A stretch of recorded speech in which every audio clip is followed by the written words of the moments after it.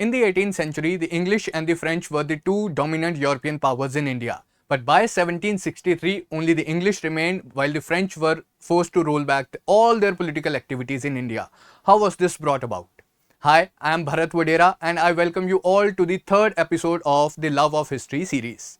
In this episode, we'll decode how the English became the dominant European power in India.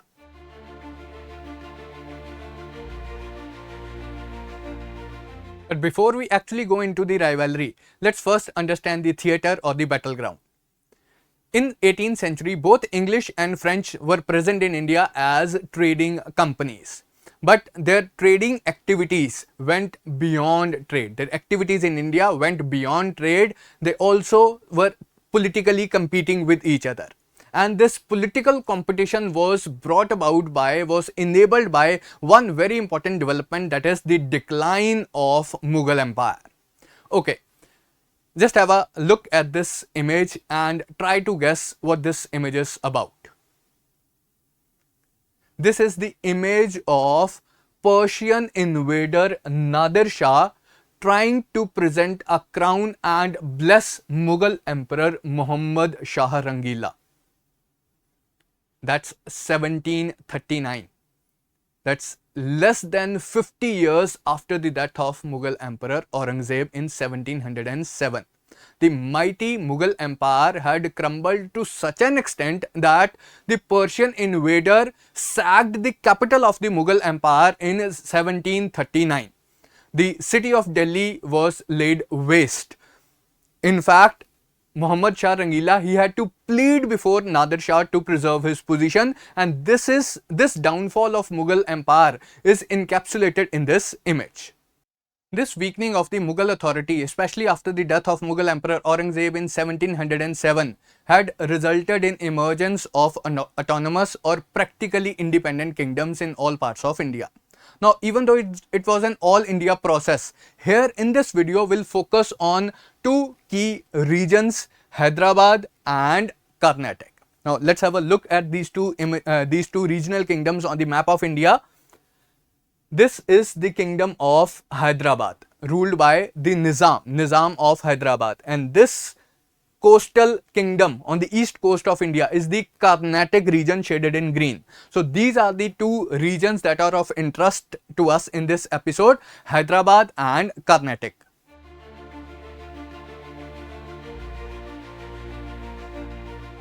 First, let's have a word about Hyderabad. Now, Hyderabad was the focal point of Mughal politics in the Deccan. By 1720s, it had become almost autonomous or semi-independent. It was ruled by a Mughal noble, Nizamul Mulk Asaf Jah, who started Asaf Jahi dynasty in Hyderabad.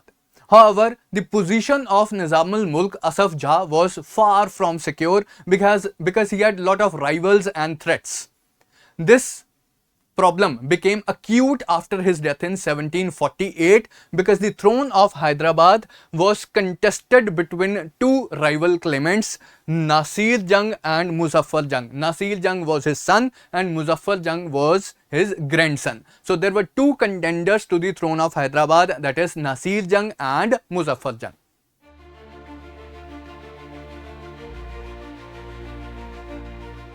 Moving on to the Carnatic region. Now, Carnatic was a Mughal province on the east coast of India. Though technically this province fell within the authority of the Nizam of Hyderabad, but by the mid 18th century, even Carnatic was autonomous or semi-independent and it was ruled by its own Nawab. Anwaruddin, who was the Nawab of Carnatic since 1744, he had his own share of problems, he had his own share of rivals. The claim to the Nawabship of Carnatic was challenged by another person, Chanda Sahib. He was the son-in-law of the previous Nawab. So, on the throne of Carnatic, there were two claims, that of Anwaruddin and Chanda Sahib. In the Carnatic region, the European companies were also operating. While Madras was the key base of the English East India Company in the Carnatic, Pondicherry to the south of Madras was the key, in fact the headquarters of the French East India Company in India. The unstable local politics provided the perfect background for the intervention of European trading companies into the internal politics of India.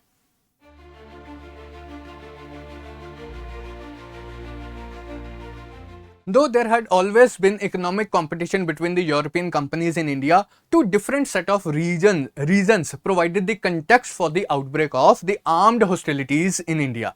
First is the European conflicts. Now this is something completely unrelated with India. If Britain and France, they were fighting against each other in Europe, the companies in India will also start fighting. So for example, the first Carnatic War and the third Carnatic War, their causes had got nothing to do with India. Just because the countries were fighting in Europe, the trading companies in India also started fighting. The second set of reasons, they were of course specific to India, the Indian politics. The rival claimants that existed in various courts of India, it provided the perfect background for the intervention of the European politics in India. These two set of factors intertwined to create a very unstable political situation in India as far as the European trading companies were concerned. Both English and the French trading companies wanted to take advantage of such situation, and that laid the background for three Carnatic wars in India.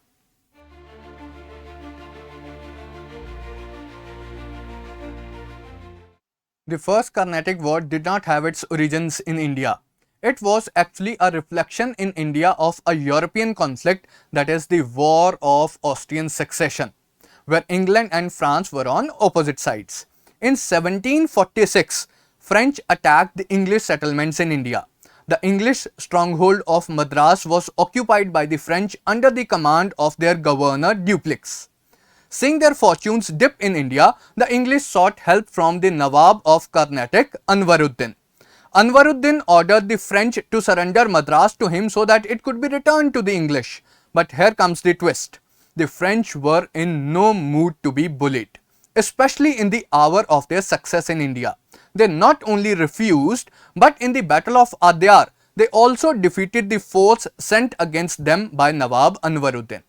Now, think about the implications. A small French army consisting of only 300 French soldiers and about 700 French trained Indian soldiers defeated a 10,000 strong Indian army comprising infantry, cavalry as well as artillery.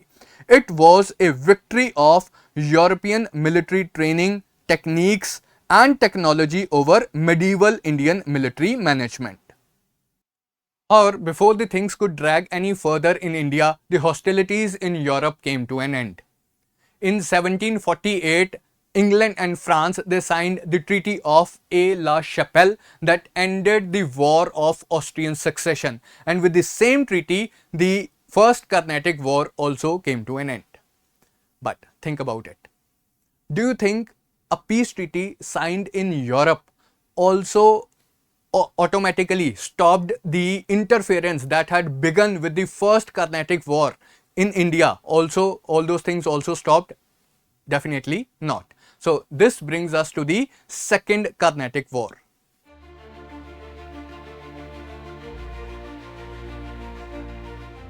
Now the second Carnatic War is more important because here we see the direct involvement of the European trading companies in the Indian politics. So it was not just about which company is better, but it was also about which country controlled Indian rulers. Now the struggle played out at two places, Hyderabad and Carnatic. And like we have discussed earlier, there were two contenders to the Hyderabad throne, Nasir Jung and Muzaffar Jung. Similarly, there were two rival claimants to the throne of the Carnatic, that is existing Nawab Anwaruddin and his authority being challenged by another person, Chanda Sahib. Now, here the role of French governor Dupleix is very important. So, what Dupleix decided to do, he decided to support the claims of one of the rival contenders to the two thrones. For example, in Hyderabad, he decided to support the claim of Muzaffar Jung, while at Carnatic, he decided to support the claim of Chanda Sahib. Okay, how do you think he fared? Initially, his policy was super successful. How?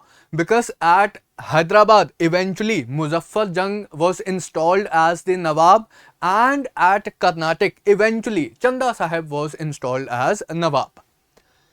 So this is the image of Dupleix meeting Muzaffar Jung. He is Muzaffar Jung and he is depicted as Dupleix.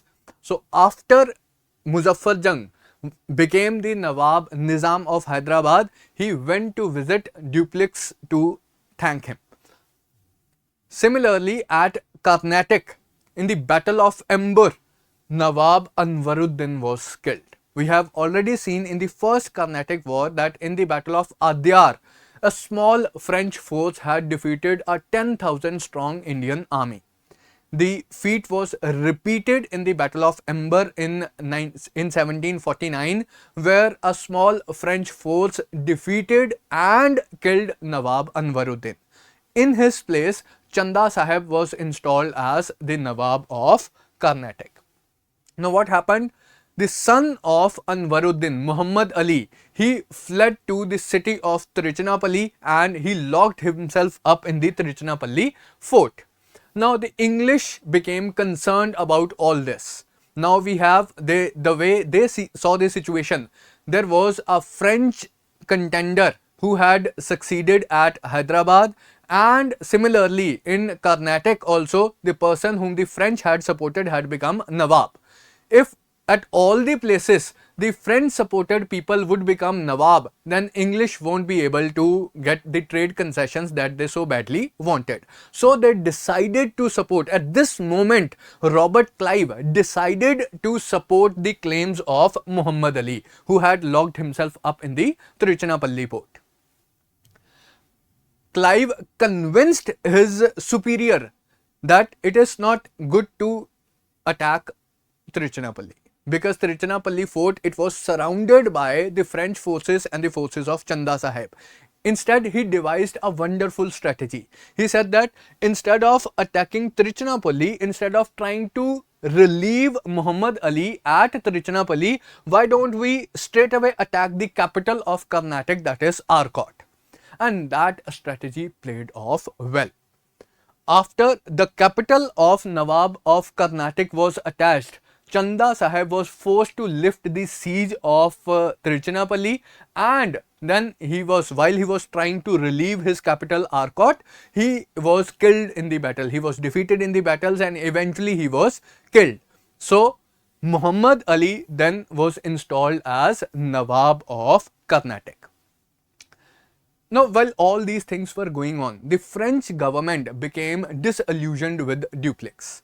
They said that all these things that you are doing in India, all these things are costing us a lot. We don't want these many wars going on in India. So we want you to wrap up all your wars and you come back to France. So Dupleix was recalled and he was replaced by Godeu. So Godeu then signed the Treaty of Pondicherry with the English in 1754 that brought the Second Carnatic War to an end. At the end of the Second Carnatic War, Muzaffar Jung, who was supported by the French, was the Nizam of Hyderabad, while Muhammad Ali, who was supported by the English, he was the Nawab of Carnatic.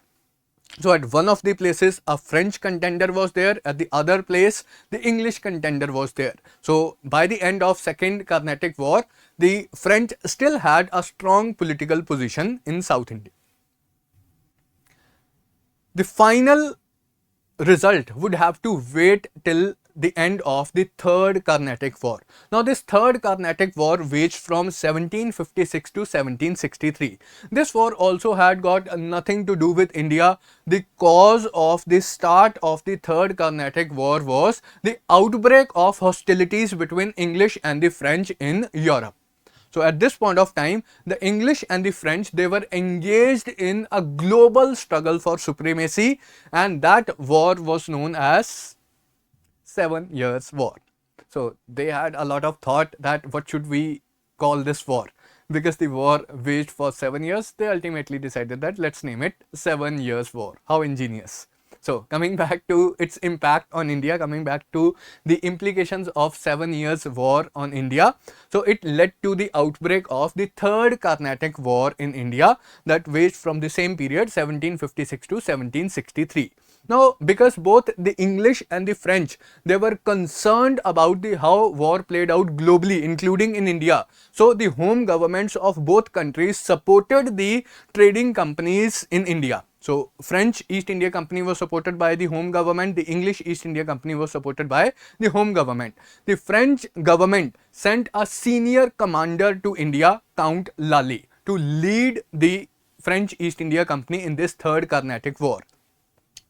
Now, when Lally came to India, he was the commander of the French East India Company in India, but he did not have the command of the navy.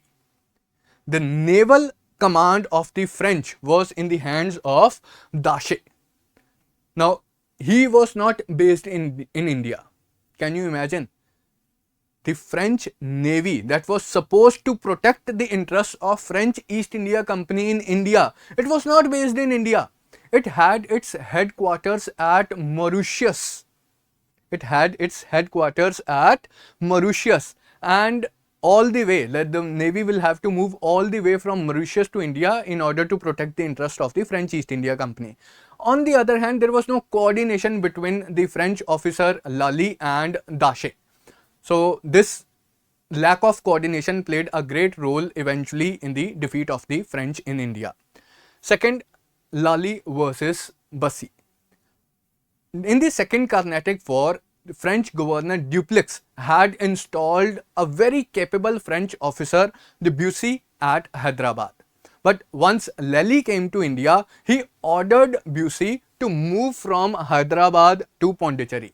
He said that I want to attack the English at Madras. I don't want you to be held up at Hyderabad. You bring all your forces to Pondicherry so that we can attack Madras.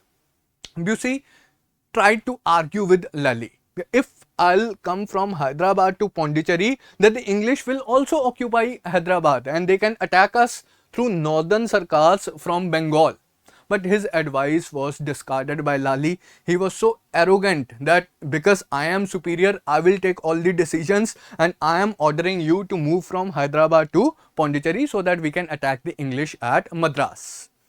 Bussy reluctantly did that, and whatever he had predicted earlier, it was later vindicated because the English actually did attack the Nizam's territories from Bengal. This northern Sarkar's portion, this was attacked by the English from Bengal as Bussy had predicted.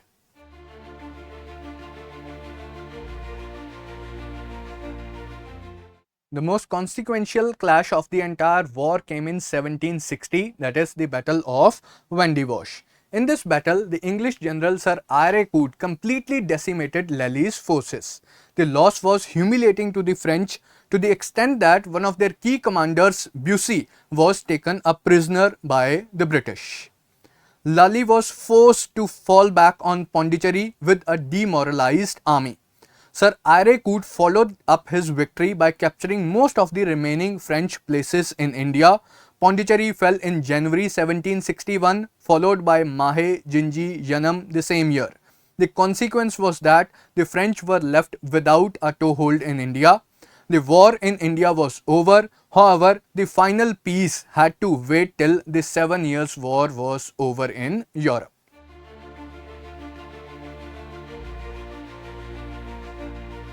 The war finally came to an end with the Treaty of Paris signed in 1763. Now, of course, this treaty had global provisions, but here we'll limit ourselves to the provisions related to India. As far as India was concerned, France was supposed to have only commercial interests, not political. It was forced to cede all its political interests in India. It could retain its trading centers like Pondicherry, Mahe, Yanam, Karaikal and Chandarnagar, but it could not fortify these places. It could not maintain military forces. It could not have military settlements in India. So that reduced the French East India Company from a political player to just being a commercial player.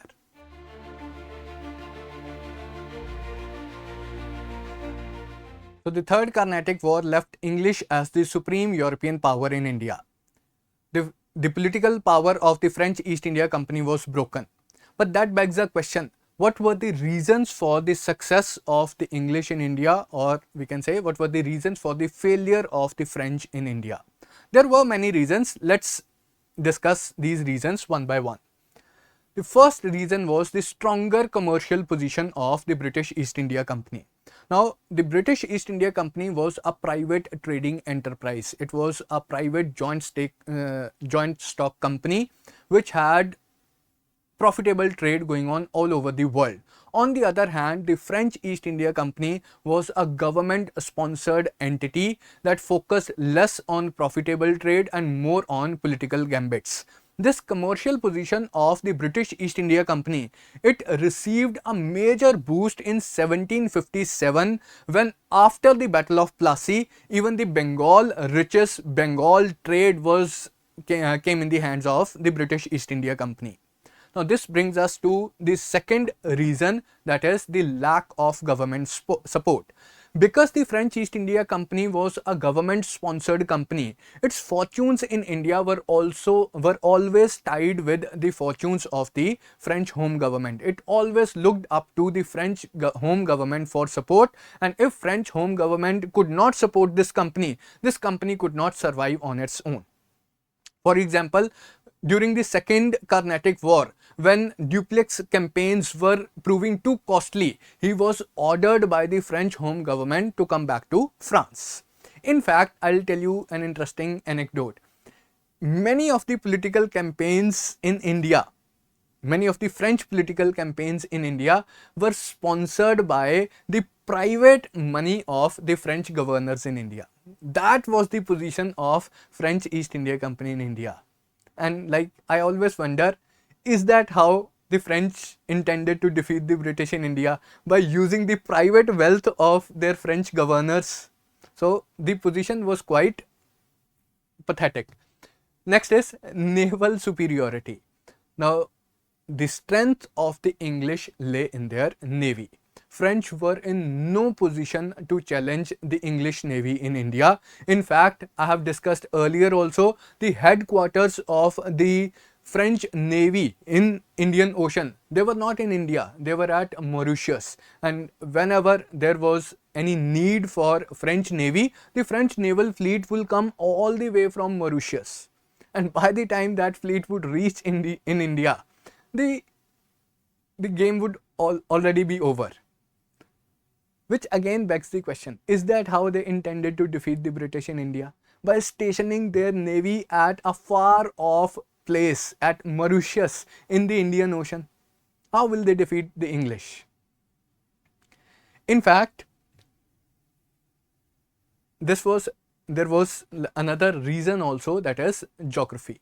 You see, English had three important bases in India: Calcutta, Madras and Bombay. On the other hand, the French had only one major base in India, that is Pondicherry.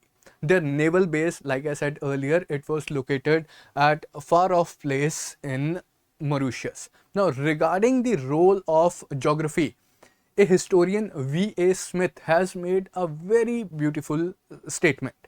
Neither Alexander the Great nor Napoleon could have won the empire of India starting from Pondicherry as a base and contending with a power that held Bengal and command of the sea.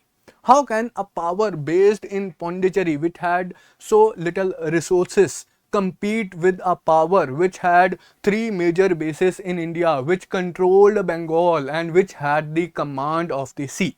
So the fate of the French was sealed. Naval superiority plus geography, the two factors also worked in tandem. Already the British Navy was superior than the French Navy, and this was enhanced by the geographical factors, because while the Carnatic Wars were fought in Carnatic, where most of the French trading stations were located, where Pondicherry was located, no wars were fought at the same time simultaneously in Bombay. The English East India Company, it could carry on its profitable trade at Bombay, while the Third Carnatic War was going on in Carnatic and to a certain extent in Bengal also, no war was going on at Bombay. While the First and Second Carnatic Wars were going on in Carnatic, Bombay and Calcutta, they were completely free. So the English East India Company could carry on its profitable trade while the French East India Company was embroiled in political conflicts in India. Now this brings us to the next factor, that is the lack of coordination between the French officers.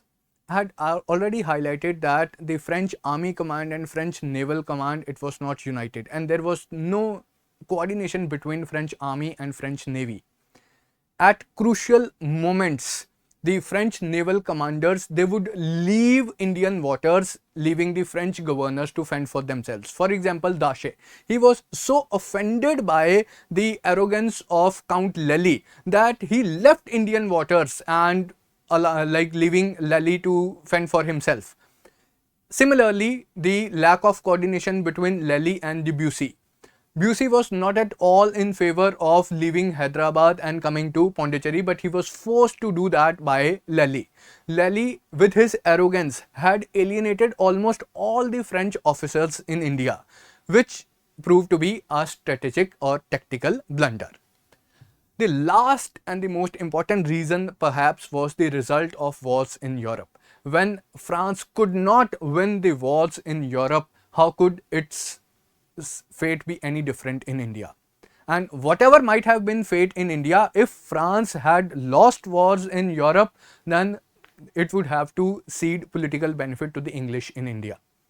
Had it won wars in Europe, the things might have been different in India. But since it could not win wars in Europe, both the War of Austrian Succession as well as the 7 Years' War, its company in India, its trading company in India also could not wrest any political benefits.